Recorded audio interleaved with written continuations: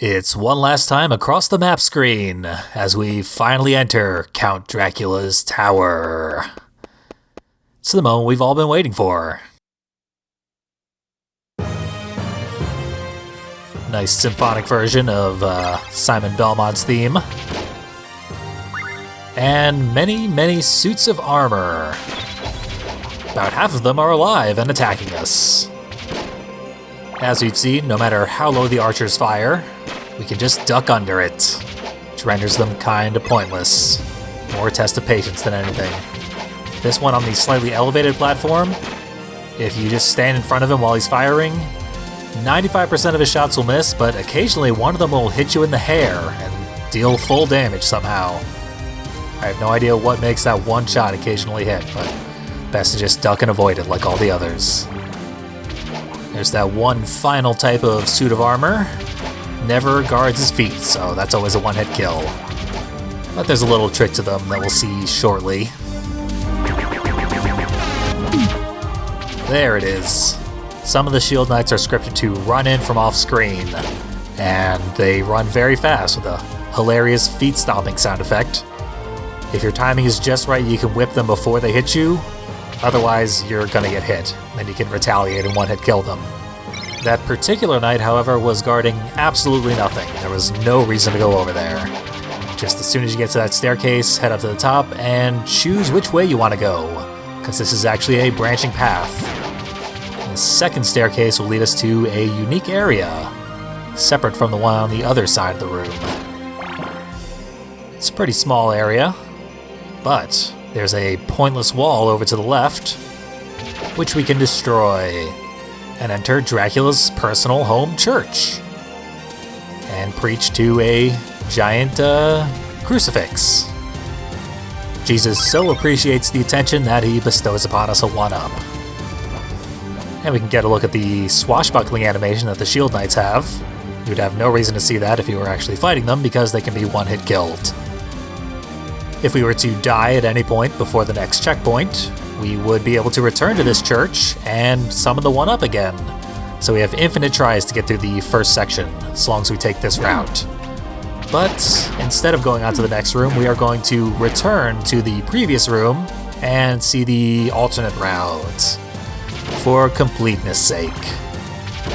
And here we can see that if we duck in front of the Shield Knights, they will not approach until we stand up again, and then they'll charge over. Then you can duck and kill them. It's a slightly clever AI programming.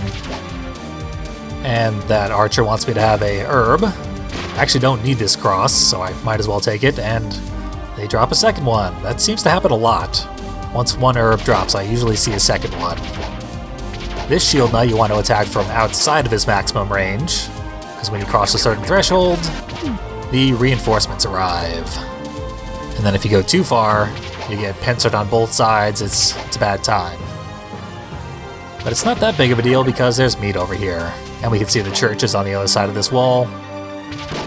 And a knife if you want that. Like I said, our sub-weapon does not matter at the moment. You can also kill a somewhat dangerous archer from the ground level if you go and get the meat. Then you just have this completely pointless archer who will fire way above your head. And we can use our ranged sub-weapon to take care of this guy, or you can bait out an attack and then get him during his refractory period. And no matter which path you take, this is the room you go to afterwards. I think the path with the meat is the far easier one, and one-ups aren't all that useful anyway. And you definitely want to have full health coming into this blazing inferno, because it is pretty difficult. The falling traps make you stop every couple of steps. That falling wooden beam also has some debris that'll hit you after the attack, so that's one to watch out for. And the Flame Knights, after you hit them, they automatically block and retaliate with a strike that sends a wave of fire across the floor that will hit you at any distance.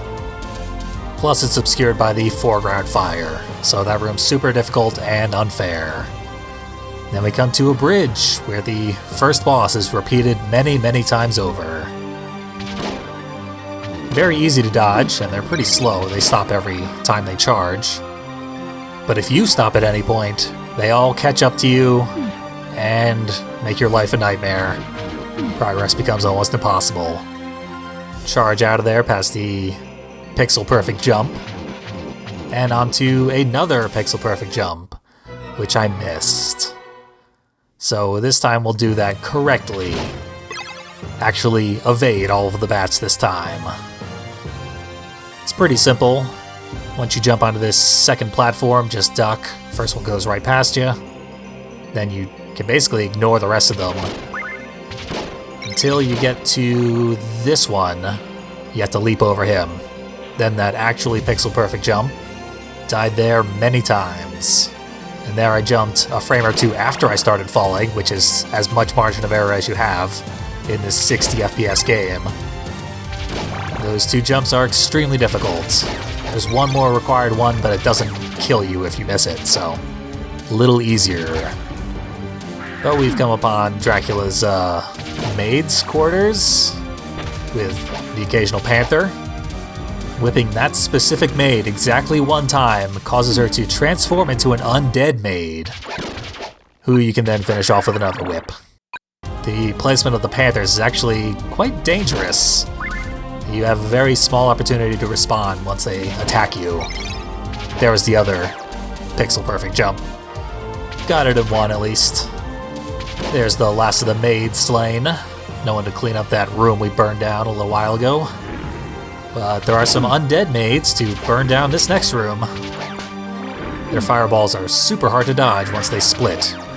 You can kill the little mini fireballs, but it takes a very precise whip. But after you kill the two undead maids and dodge the two panthers, this room is actually harmless. It's just the four enemies. Kinda weird. But here's a familiar scene. Not so much the roiling chaos at the bottom half, but this staircase many have seen before. And just to show off the clock face that you can't see otherwise, leap to my death. Because the checkpoint's right there. Matter of fact, the save point is right there. So no matter how many times you die here, you have infinite retries. Even if you game over, you can just save and come back to it later. Which is good, because Dracula is frustrating.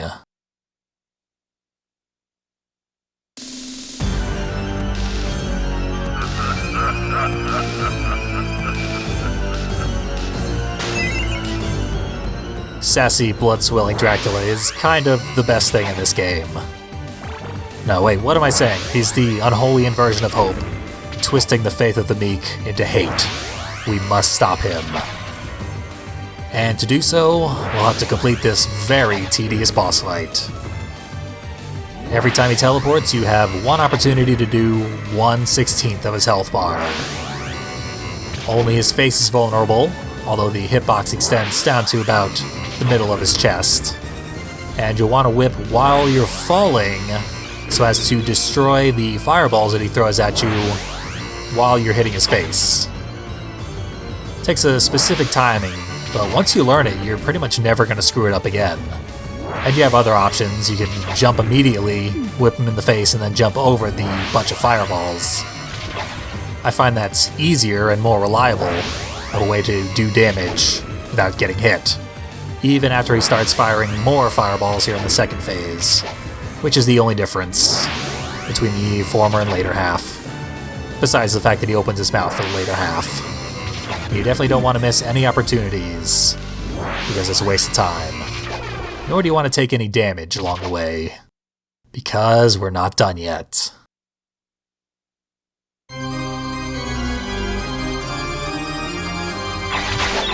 Here's what they affectionately call the Cookie Monster, and it's the true final boss of Castlevania. He's been upgraded considerably from the original Castlevania version. His fireballs now bounce off the ground and will hit you from any distance. You'll want to whip them to destroy them, and he has a jetpack, the exhaust of which covers more than half of the floor and is very hard to dodge. But if you use the provided holy water, you can occasionally get him stunned, and one of you will be dead before too long. Now watch this perfect catch.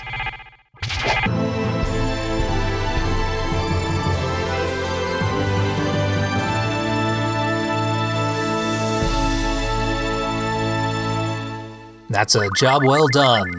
Time to escape the crumbling castle off screen.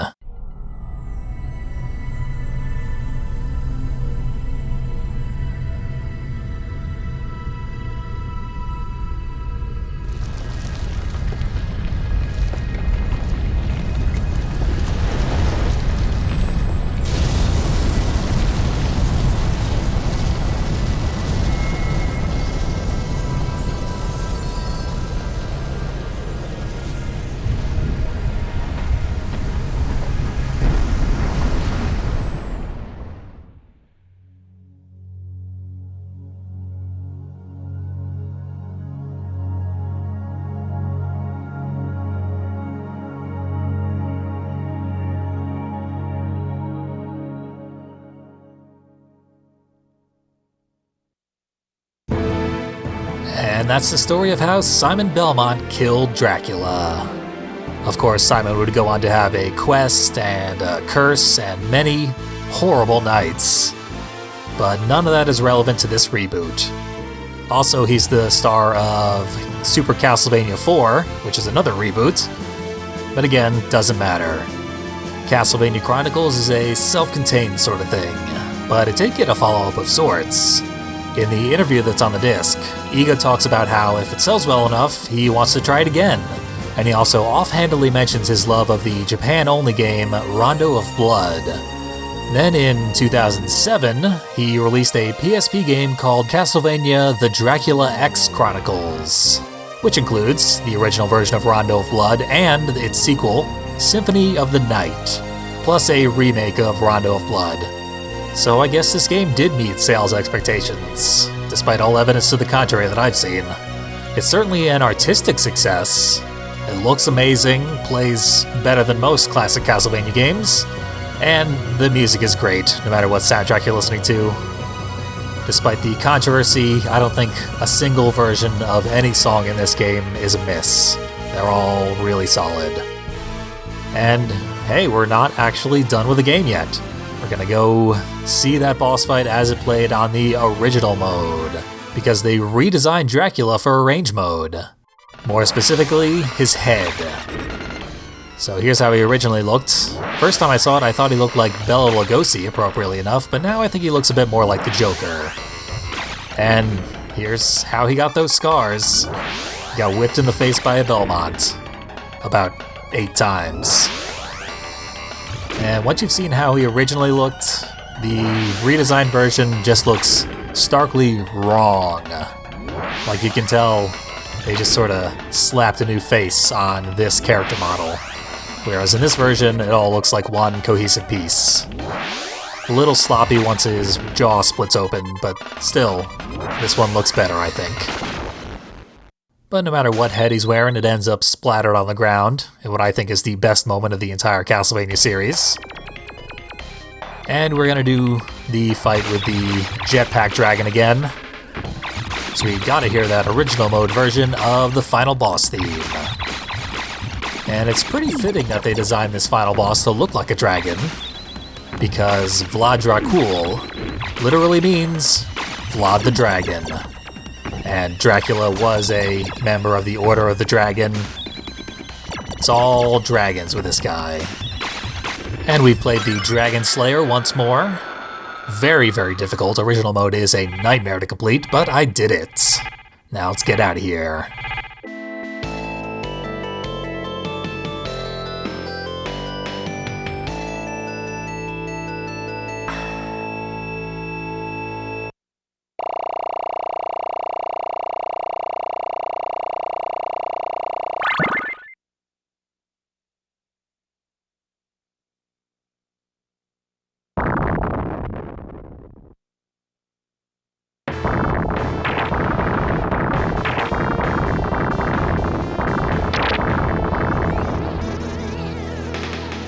Yeah, the original ending is much less flashy, but it still works. It's very nice pixel art.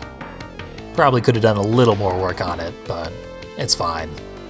There's this one last camera move, and then it just holds on this for a full minute while it plays the credits. Don't need to see that. But here are our unlockables. For completing the game, we unlock Time Attack mode. which lets you replay each mission and try to beat your own time. It's kind of a neat feature, I guess. And of course, we unlocked all of the new features that were added to the PS1 release. That is the entire illustration gallery by Ayami Kojima. Amazing artist. Unfortunately, she only drew the first 4 pictures specifically for this game. The rest of them are concept art pieces for Rondo of Blood and Symphony of the Night. But you can find this gallery and the interview with Iga linked in the video description. So we've just got one more thing to do, and that is go get a secret Moai head that I skipped, because I promised I wouldn't miss any more, but I forgot that one. Now we're done here. We can go out on one last taste of the superb original mode music. Also, the final boss theme was actually called You Goddamn Bathead, which rules.